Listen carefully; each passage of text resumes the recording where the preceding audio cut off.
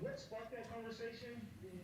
Was it something the coach asked you guys to pour out your heart, or the players wanted to have this heartfelt conversation? Just what sparked that conversation this morning? Yes, so we treated today as a game day, of course, with our scrimmage. And last night we had our night meetings.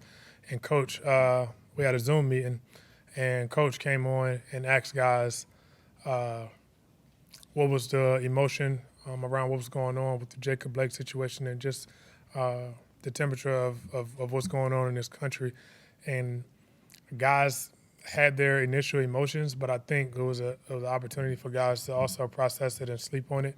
When I got to the when I got to the stadium today, there were a bunch of conversations going on throughout the locker room, and I talked to guys last night, and of course this morning when I got to the locker room, and I think that with so many different conversations going on, we didn't want to take that to the field. If anything, we needed to hash it in the locker room and move forward if we were going to take the field and not let that linger onto the field. And Coach got a wind of the different conversations that were going on in the locker room and felt that it was best that we have that conversation in front of everyone um, before we hit the field and just to get everybody to talk through their emotions and what was going on.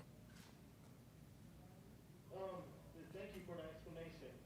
As a black man who actively works with various communities, what are your plans of action to enact the change that you speak about?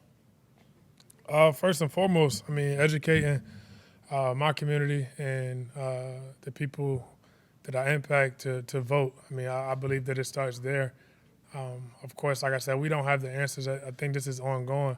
And as we continue to educate ourselves, we'll be able to inform others even more. And we're planning things throughout. I just had a conversation with Justin Jackson in the locker room, as well as other members of our team, personnel, as to what we can do, and not just on off days, not just Tuesdays of the year, but every day, and use our platform to shed light on what's going on, but also to impact change. So to answer your question, what can we do now?